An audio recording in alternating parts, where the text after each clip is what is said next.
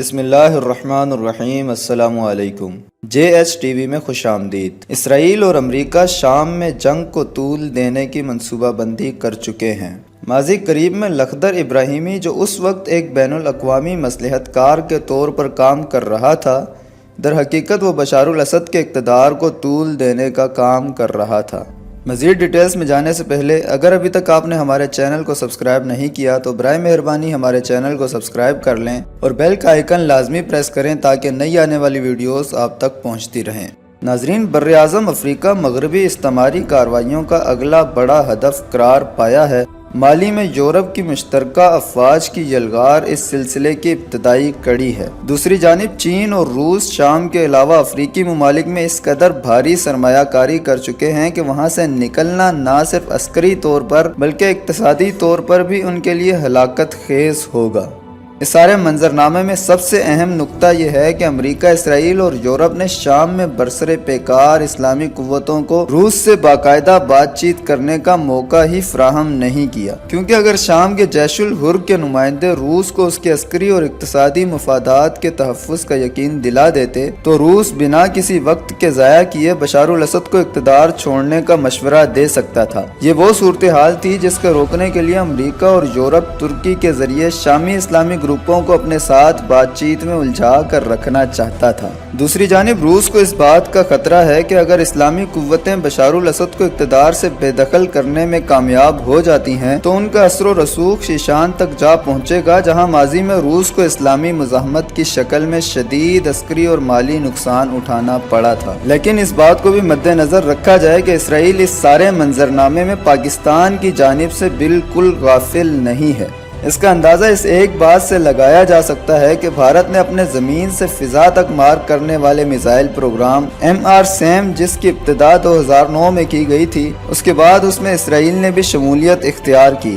اس missile programme میں کچھ تکنیکی خرابیاں واقع ہوئی تھیں جن کو درست حالت میں لانے کے لیے اسرائیل بھارت کے ساتھ کام کرتا رہا۔ ماضی قریب میں بھارتی سابق air chief marshal N.K. Brown نے اسرائیل کا دورہ کیا تھا اور ان کے دورے کے ایجنڈے میں سب سے اوپر بھارتی میزائل پروگرام میں اسرائیل کو شامل کرنا تھا۔ اس دورے کے دوران جس میں انہوں نے اس وقت کے اسرائیلی وزیر دفاع، اسرائیلی چیف آف جنرل اسٹاف، اسرائیلی ایئر چیف اور ڈائریکٹر جنرل فار ڈیفنس اور اسرائیل کے ریئر ایڈمرل سے ملاقاتیں کی تھیں۔ بھارتی ایئر چیف نے اسرائیلی ایئر ٹوائس میزائل حاصل کرنے کے لیے بھی اسرائیل حکام سے مذاکرات کیے تھے۔ بھارتی میزائل منصوبہ MR-SAM بھارت کے ادارے India's defence research and development organisation کے تحت شروع کیا گیا تھا، جو اسرائیلی فضائی دفاعی پیداوار کے ادارے اسرائیل ایئر اسپیس انڈسٹریز کے ساتھ مشترکہ طور پر کام کرتا رہا ہے۔ اس میزائل کا پہلا تجربہ ناکام ہو گیا تھا جس کی تفصیلات سامنے نہیں آ سکی۔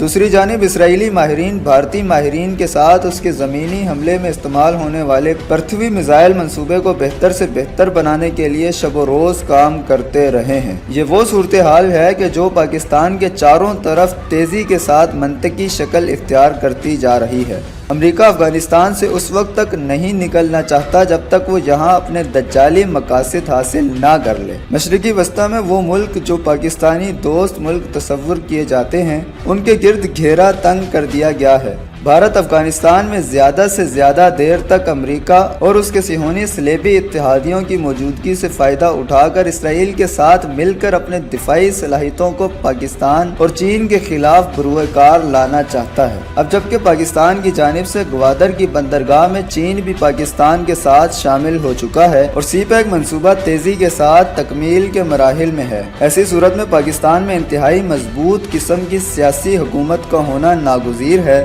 لیکن پاکستان کے اندر موجودہ نام نہاد جمہوریت کے علم بردار نئے شوشے چھوڑ رہے ہیں، ایک ایسے وقت میں جبکہ پاک فوج اور پاکستان کے دفاع کے ضامن دیگر ادارے یعنی ISI وطن عزیز کو چاروں طرف سے گھیرے ہوئے خطرات سے بچانے کے لیے تن من دھن سے جدوجہد کر رہے ہیں۔ یہ سیاسی آمر اپنے پالتو میڈیا ہاؤسز اور اینکروں کے ذریعے کبھی عمران حکومت کو موجودہ معاشی بدحالی کا ذمہ دار قرار دلواتے ہیں تو کبھی تیسری قوت کا نام لے کر پاک فوج کو قوم کے دلوں سے اتارنے کی کوشش میں جت جاتے ہیں۔ عالمی قوتیں چاہتی ہیں کہ پاکستان کے دفاعی اداروں کو اندر سے ضرب لگائی جائے تاکہ پاکستان کو عالمی مقاصد کے سامنے بے بس کر دیا جائے۔ ان سیاستدانوں سے کوئی یہ سوال تو کرے کہ گزشتہ ادوار میں انہوں نے کون سا تیر مار لیا ہے۔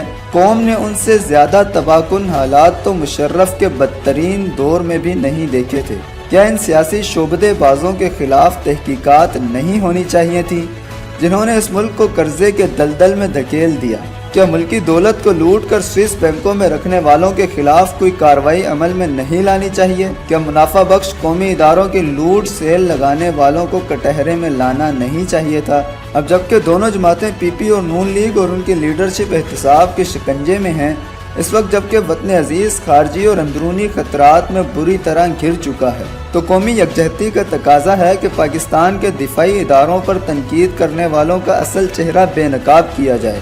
جو سیاسی عناصر اپنے بیرونی آقاؤں کے ایجنڈے کے مطابق یہ چاہتے ہیں کہ فوج اور قوم کو آمنے سامنے لایا جائے، ایسے سیاستدانوں اور میڈیا کے مراسیوں کو قوم کے سامنے بے نقاب کیا جائے۔ آنے والا وقت انتہائی نازک ہے۔